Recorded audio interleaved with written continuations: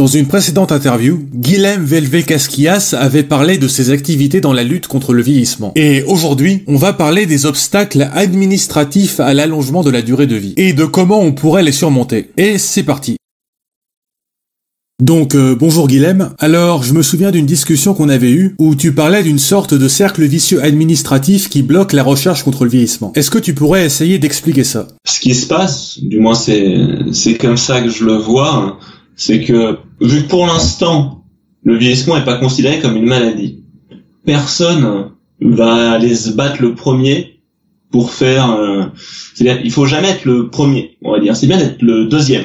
Et il y a plein de choses dans les accréditations, par exemple dans le diagnostic médical, qui est un domaine que je connais mieux, donc les appareils du diagnostic médical.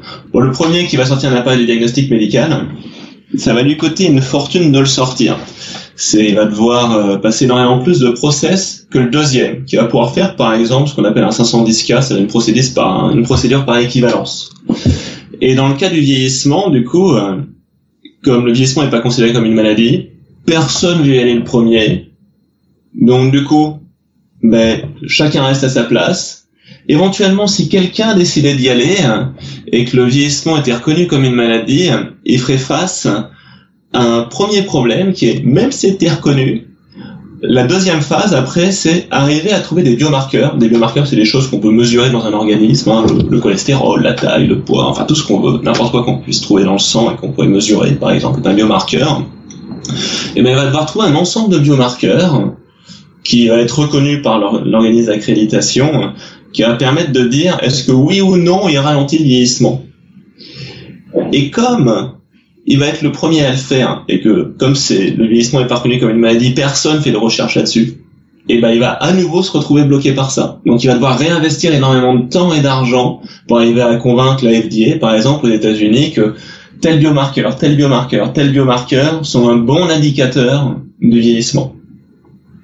Et donc du coup, encore une raison de plus de pas être le premier à se lancer. Donc le fait que ce soit interdit, effectivement, il y a une sorte de cercle vicieux comme ça qui fait qu'il n'y a aucune raison que ça bouge.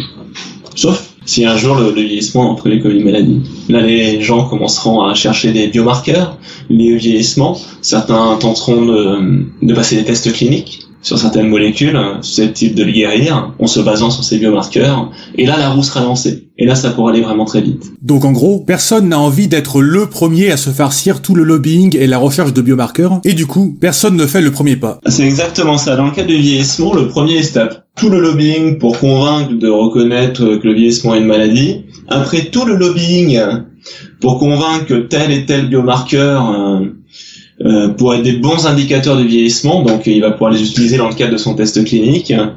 Et si le lobbying sur cette deuxième partie rate, et bien en plus il va devoir faire plein de recherches pour identifier ces biomarqueurs et devoir refaire du lobbying derrière.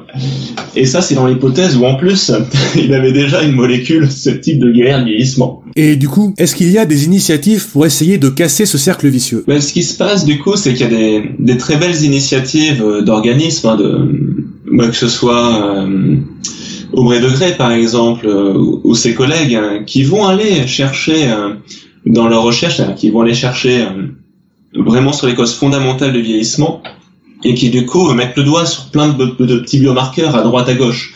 Donc là, ils commencent déjà, de par leur recherche, à faire émerger quelques biomarqueurs qui pourront avoir une forme de solidité scientifique. Donc, l'air de rien, à peu de choses près, sur la question des biomarqueurs, ça avance. De la même manière, il y a eu des études longitudinales, de fait, comme l'étude du Lézine, j'en ai parlé dans mon dernier TEDx.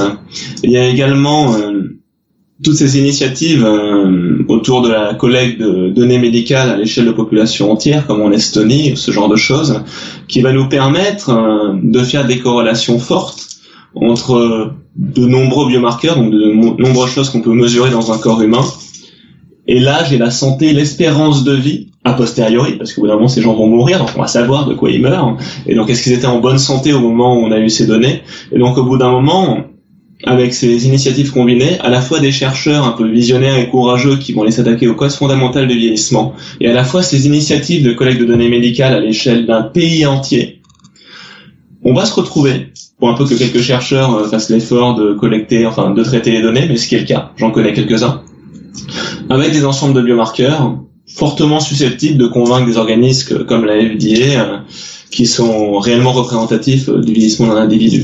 Donc cette étape pourrait se faire par ce biais-là. Alors, tu as mentionné l'Estonie, un pays qui a une politique très avancée de collecte des données médicales, et est-ce que tu pourrais en dire plus? En fait, il y a ce pays, l'Estonie, au nord de l'Europe. C'est un petit pays, c'est quelques millions d'habitants, qui est très en avance d'un point de vue numérique, que ce soit la citoyenneté numérique ou ce genre de choses, ça attire beaucoup d'entrepreneurs, mais également sur la collecte des données médicales.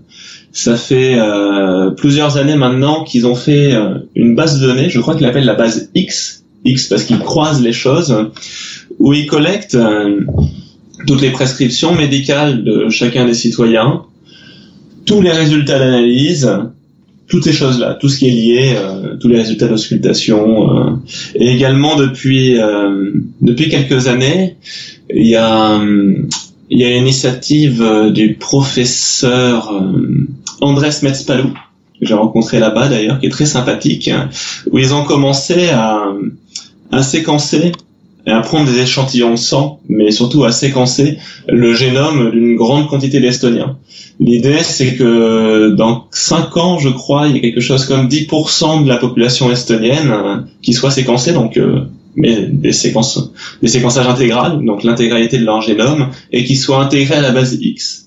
Ce qui en ferait probablement la base de données médicale la plus vaste et la plus qualifiée au monde, parce que avoir à la fois le génome, à la fois tous les antécédents médicaux, toutes les prescriptions, toutes les analyses sanguines et a posteriori l'espérance de vie et les causes de mort de chacune de ces personnes, ça en fait une base absolument fabuleuse, une mine d'or pour mener des recherches à la fois sur les causes du vieillissement, ou en tout cas toutes les choses qui nous tuent, mais également tous les biomarqueurs qui nous permettrait de prédire qu'une dysfonction commence à apparaître au niveau d'un organe ou au niveau d'une des causes fondamentales du vieillissement, qui serait éventuellement temps d'agir. Et du coup, est-ce qu'on pourrait imaginer des initiatives similaires en France? Alors, on pourrait imaginer quelque chose de similaire en France. Je crois même qu'il y a une initiative en ce moment qui va dans ce sens-là, bon, qui n'aura rien de généralisé, j'imagine, sachant qu'en France, on a toujours cette idée de protection des données assez forte. La CNIL est un organisme certes probablement très utile, mais qui également surveille de près ce que l'État français a le droit de détenir comme données sur les citoyens, également comment il a le droit de les utiliser. Donc ça pourrait arriver en France, mais ça m'étonnerait qu'on soit parmi les premiers. Ce qui est d'ailleurs dommage, pas seulement en ce qui concerne le vieillissement, c'est que la révolution technologique en cours dans le domaine des biotechnologies, et de manière plus large dans le domaine des NBIC, nanotechnologie, biotechnologie, informatique et sciences cognitives, une des grandes denrées importantes pour réussir dans ce domaine, pour faire partie de cette révolution technologique, c'est avoir accès à des données médicales. Et du coup, effectivement, pour moi, de mon point de vue, le fait que la France fasse aussi attention à ces sujets-là, c'est probablement bien d'un point de vue de la protection de la vie privée des gens. Par contre, ça risque de nous exclure partiellement, ou j'espère pas totalement, de la révolution technologique à venir, parce que elle est très gourmande en données médicales qualifiées à l'échelle de populations entières et si possible longitudinales, c'est-à-dire menées non pas à un point fixe, mais sur la même personne tout au long de sa vie, ou au moins pendant plusieurs décennies. Donc chaque année de perdu, c'est du temps en termes d'études longitudinales de perdu, et c'est absolument irrattrapable. Mais à défaut, est-ce qu'on ne pourrait pas imaginer des initiatives basées sur le volontariat? Alors ça par contre on peut imaginer une initiative basée sur le volontariat, et ça existe peut-être déjà d'ailleurs, c'est juste ça a probablement pas grossi suffisamment pour qu'on entende parler, du moins pour que j'en entende parler. En tout cas, effectivement, je pense que il y aurait des gens pour donner leurs données médicales, des gens comme moi en l'occurrence, donc j'imagine que plein d'autres gens auront ce genre de dynamique. Je me dis que on n'a pas grand-chose à perdre, et peut-être que l'humanité a beaucoup à gagner. Ok, et pour finir, selon toi, si le vieillissement est un jour reconnu officiellement comme une maladie, est-ce que ça aurait pour conséquence qu'il y aurait des budgets de recherche publique dans la lutte contre le vieillissement? De mon point de vue, dès que le vieillissement sera considéré comme une maladie, probablement des organismes européens comme le programme H20, qui investit des milliards d'euros par an pour la recherche dans le domaine de la santé, se mettra à faire des appels à projets spécifiques au vieillissement. En tout cas, ça fera tout à fait sens d'un point de vue sociétal, dans le sens augmenter l'espérance de vie en bonne santé de la population européenne, et à la fois d'un point de vue économique, parce que la plupart des organismes de financement de la recherche ont à la fois un but sociétal pour recherche fondamentale, mais également un but de retour sur investissement, que les gens qui payent des impôts pour après financer la recherche voient cette recherche avoir des applications qui vont générer des richesses.